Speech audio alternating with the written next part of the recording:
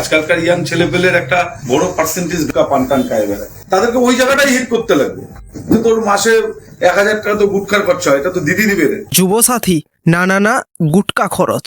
যে তোর মাসে 1000 টাকা তো গুটখার খরচা হয়, এটা তো দিদি দিবে রে। কারা এরা? আমি তো বুঝতেও পারছি না। Who are these people? আরে এরা হলো গিয়ে আপনার তোলামুলি নেতা, যারা কিনা আবার যুবসাথী প্রকল্পকে গুটকা খরচ প্রকল্প বানিয়ে ফেলেছে। যে তোর মাসে 1000 টাকা তো গুটখার খরচা হয়, এটা তো দিদি দিবে রে। লজ্জা করে না? গলায় দড়ি দিয়ে মরা উচিত। এই তো দীঘাতে ঘুরে এলাম, লক্ষ্মীর ভান্ডার পয়সা। হ্যাঁ পাচ্ছি, অনেক উপকার হচ্ছে। কাপড় চোপড় কিনা হচ্ছে, সাজগোজ কিনা হচ্ছে, পুরী বেড়াতে যাচ্ছি, দীঘা বেড়াতে যাচ্ছি, দাদাদের মাঝে মাঝে কিছু কিনে দিচ্ছি, ড্রেস পোশাক ছেলেপুলের হচ্ছে। ভাই লক্ষ্মীর ভান্ডারের টাকা থেকে ছেলেপুলেদেরকে পোশাক কিনে দিচ্ছে, তা ভালো কথা। তাই বলে দাদাদেরকেও পোশাক কিনে দিতে হচ্ছে এই লক্ষ্মীর ভান্ডারের টাকা থেকে? না মানে দাদারা ঠিকঠাক ইনকাম করতে পারছে না নাকি এই বাংলায় থেকে? তা পারবে কি করে? বাংলায় যদি কোনো কাজ থাকে তবেই না পারবে। আর এই কথাটাই এদেরকে বোঝায় কে?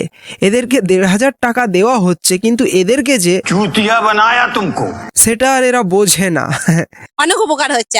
আগে 500 পেতাম, এখন 1000 পাচ্ছি। হ্যাঁ, আরো বাড়লে ভালো হয়। পোষায় আর না, যতই দাও ততই চাই। ভাই বর্তমান সময়ে আমরা মডার্ন যুগে বসবাস করছি, আধুনিক যুগে বসবাস করছি। আর এই আধুনিক যুগে বসবাস করে আমরা বেশিরভাগ সময়ে কাদেরকে আধুনিক বলে, মডার্ন বলে মনে করি? যারা বর্তমান সময়ের ছেলেপুলে। কিন্তু এখন আমি তোমাদেরকে একটা ছোট্ট ভিডিও ক্লিপ দেখাতে চলেছি, যেখানে দুজন মহিলার কথা রয়েছে, যে দুজন মহিলার কথা শোনার পর আমাদের মনের যে ভুলটা সেটা ভেঙে যাবে। আমাদের স্বামীরা এরকম ভাবে মানে চিন্তা করেনি যে একটা বইদের মাস গেলে মাসে হাত খরচা দরকার, সেটা দিদি ভেবেছে। ছেলে মেয়ে খুব কষ্ট করে লেখাপড়া শিখাইছি, এখন কেন বিকাল ঘুরে বেড়াচ্ছে? এদের চাকরি হচ্ছে না, আমরা লক্ষ্মী ভান্ডার দরকার। বর্তমান সময়ে এরকম অনেক ছেলেমেয়েরাই রয়েছে যারা আধুনিক নয়, যাদের মানসিকতা আধুনিকতার সঙ্গে কোনো খাপ খায় না। তাই ভাই একটা কথা বলতে বাধ্য হচ্ছি যে আধুনিক যুগে জন্মগ্রহণ করে সবাই কিন্তু আর আধুনিক হয় না। আমি প্রত্যেকটা নেতার কাছে অনুরোধ করব, আইএসএফ এর একজন না যেন টাকা পায় তার ব্যবস্থা আমাদের তৃণমূল কংগ্রেসকে করতে হবে। পরবর্তীকালে কৃষক বন্ধু লক্ষ্মীর ভান্ডার টাকা পাচ্ছেন, দেখা যাবে সেটা। কারণ এই টাকা কেন্দ্রের বিজেপি সরকার দিচ্ছে না, এই টাকা নওশাদ আব্বাসের মতো দালালরা দেয় না। এই টাকা তোলামূলের চোরেরা তাদের বাপের সম্পত্তি বিক্রি করে দিচ্ছে, তাই না ভাই? বর্তমান সময়ে আমরা সোশ্যাল মিডিয়াতে এরকম একের পর এক ভাইরাল ভিডিও দেখছি, যেখানে তোলামূলের একের পর এক নেতা লক্ষ্মীর ভান্ডার বন্ধ করে দেবে, এটা ওটা সব বন্ধ করে দেবে। আর সেটা কাদের জন্য? যারা বিরোধী দল করে কিংবা যারা এই চোরেদের সরকারকে সাপোর্ট করে না। জানো ভাই, লক্ষ্মীর ভান্ডারের টাকা, কৃষক বন্ধুর টাকা, যে কোনো টাকা, এগুলো এদের বাপের সম্পত্তির টাকা।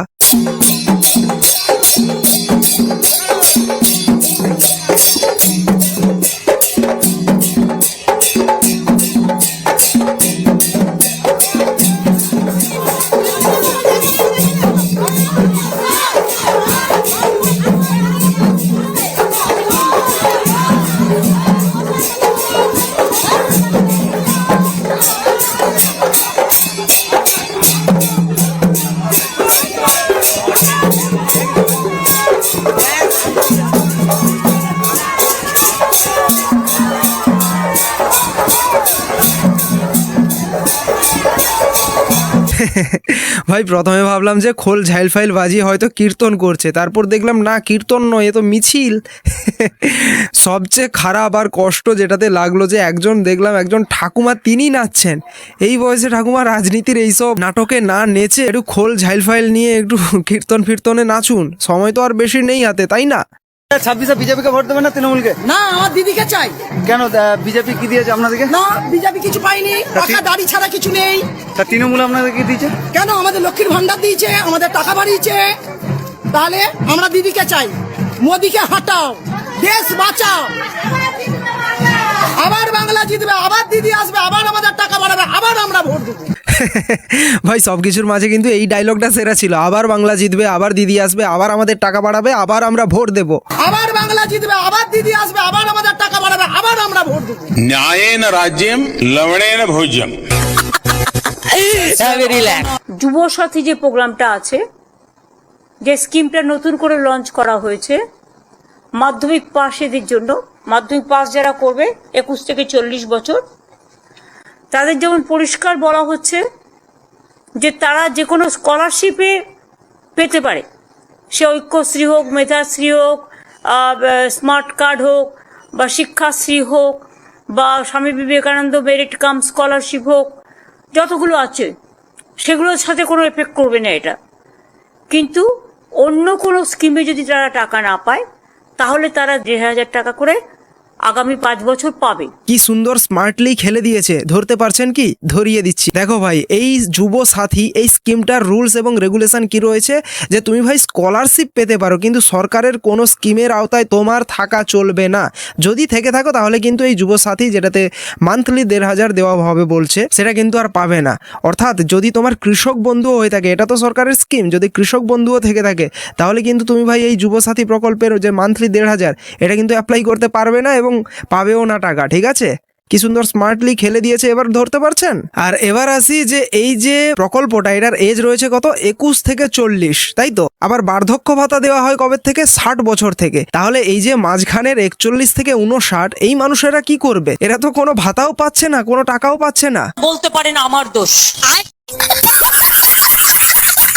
এইবার ভাই আমি তোমাদেরকে একটা টাকার হিসাব করাবো, একটু ক্যালকুলেটরটা খুলে একটু হিসাব করো তো। দেখো ভাই, আমাদের রাজ্যের তৃণমূল সরকার কত দিচ্ছে লক্ষ্মীর ভান্ডার? 1500 টাকা। এবার বিজেপি এলে আবার বলছে যে 3,000 টাকা দেবে। এদিকে আবার আইএসএফ বলছে 5,000 টাকা দেবে। खाओ माँ कसम। আবার ওদিকে জেইউপি না জেওপি, ওই হুমায়ুন কবিরের দল, সে বলছে 3,000 টাকা দেবে। তা সববার মিলে কত হচ্ছে? 12,500 দাঁড়াচ্ছে। তা বলছিলাম যে তোমরা সবাই মিলে সরকার গঠন করে নাও আর সাধারণ মানুষকে, বাংলার মানুষকে 12,500 করে টাকা দিয়ে দাও টোটাল। তাহলে আর বাংলার মানুষ চাকরি বাকরি কাজবাজ কিছু চাইবে না। बच्चा पैदा होता है, दूध और डाइपर पर टैक्स, पढ़ाई शुरू होती है, शिक्षा पर टैक्स, किताबें, notebook, pen, pencil, mobile data सब पर टैक्स, बीमार पड़ता है, इलाज और दवाई पर टैक्स, बुढ़ापा आता है, पेंशन और इलाज पे टैक्स, और मौत के बाद भी सर शोक सभा में अगरबत्ती जलाने के लिए भी परिवार को टैक्स देना पड़ता है।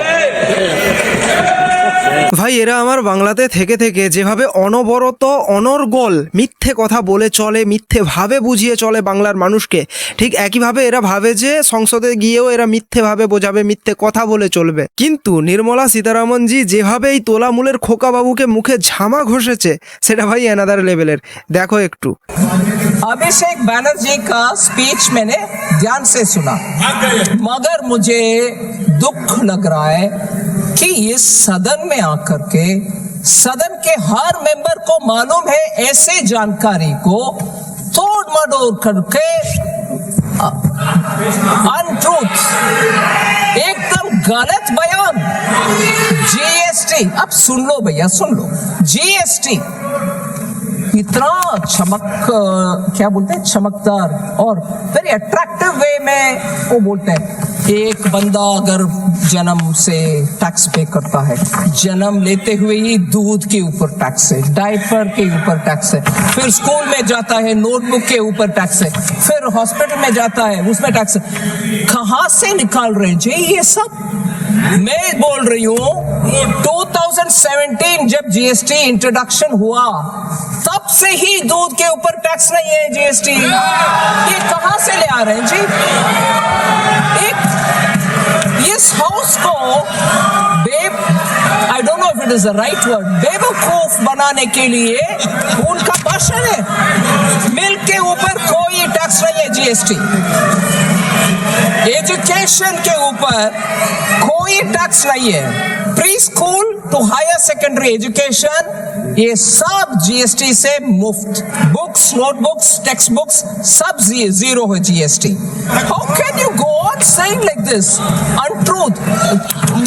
सो ये कहां से निकल कर डेटा ले आ रहे पता नहीं। हेल्थ एंड लाइफ इंश्योरेंस अभी वो भी जीरो को आ गया प्रीमियम के ऊपर, फिर पता नहीं कहां से बोल रहे हैं।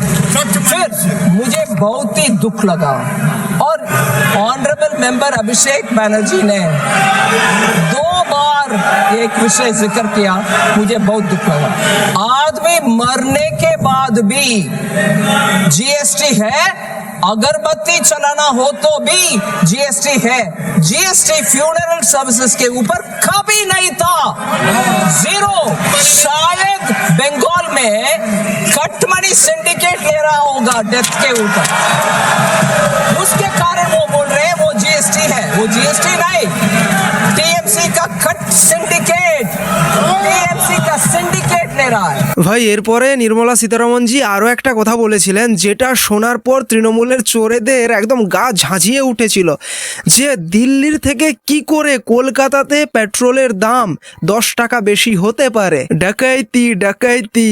उनके गवर्नमेंट में जाकर बोले कॉमन मैन के ऊपर, सुनिए मैडम, आपके कॉमन मैन के ऊपर बंगाल में बोझ कम करना चाहते हो तो मैं बोल रही हूं कोलकाता में पेट्रोल दिल्ली से कंपेयर करते हुए 10 रुपया क्यों ज्यादा है?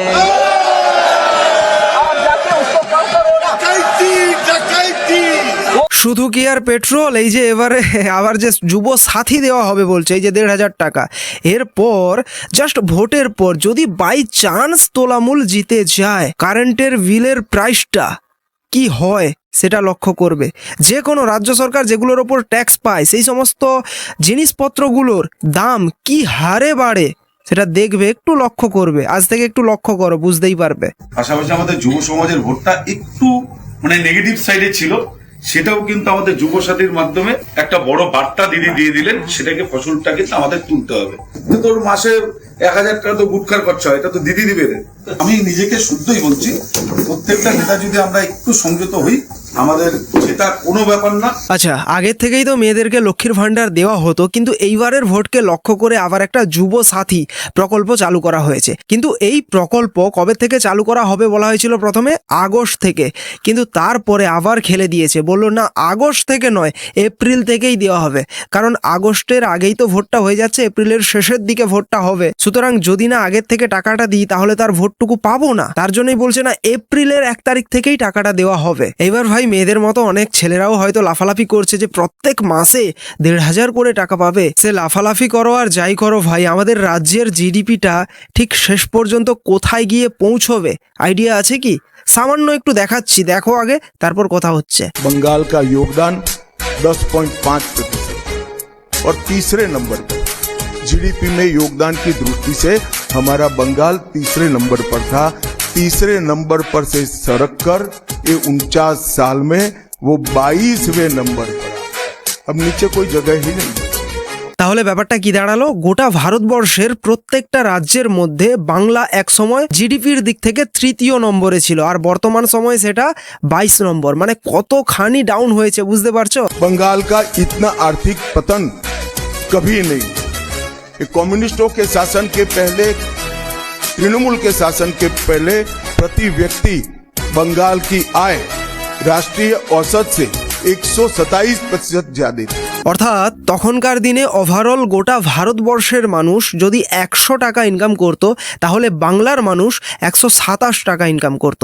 কিন্তু বর্তমান সময়ে ওভারঅল গোটা ভারতবর্ষের মানুষ যদি 100 টাকা ইনকাম করে, বাংলার মানুষ 73 টাকা ইনকাম করে। জিডিপিটা এতখানি ডাউন হয়েছে। ভাই এটা তো কিছু না, যেভাবে বাংলার মানুষেরা ভাতার ওপর নির্ভরশীল হয়ে পড়ছে, যেভাবে ফ্রিতে টাকা দেওয়া হচ্ছে বাংলার মানুষজনকে ভাতা হিসেবে, একটা সময় আসবে যে জিডিপি আরো ডাউন হয়ে যাবে। যেভাবে ভাতা দেওয়া চালু হয়েছে, কোনো শিল্প নেই, কোনো কাজ নেই, কেবলমাত্র ফ্রিতে টাকা দেওয়া হচ্ছে, এটার উপর ডিপেন্ড করে যদি বাংলার মানুষ চলতে থাকে, একটা সময় আসবে যখন অন্যান্য রাজ্যের মানুষেরা 100 টাকা ইনকাম করবে, সেখানে বাংলার মানুষেরা 50 টাকা ইনকাম করবে। অর্থাৎ তখন বাংলার জিডিপিটা ঠিক কোথায় গিয়ে দাঁড়াবে এটা আজ বাংলার মানুষ বুঝতে পারছে না। তবে ভবিষ্যতে যখন এই সিচুয়েশনটা ক্রিয়েট হবে, তখন বুঝতে পারবে যে কি অবস্থা হয়েছে।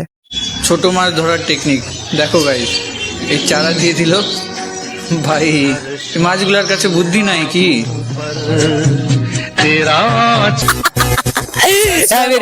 যাই হোক, আজকের ভিডিওটা এখানেই শেষ করছি। ভিডিওটা কেমন লাগলো অবশ্যই কমেন্ট করে জানাও। ভিডিওটাতে একটা লাইক করো, কমেন্টস করো, শেয়ার করো, আর অবশ্যই একটা হাইপও করে দিও। তো দেখা হচ্ছে নেক্সট ভিডিওতে। জয় হিন্দ।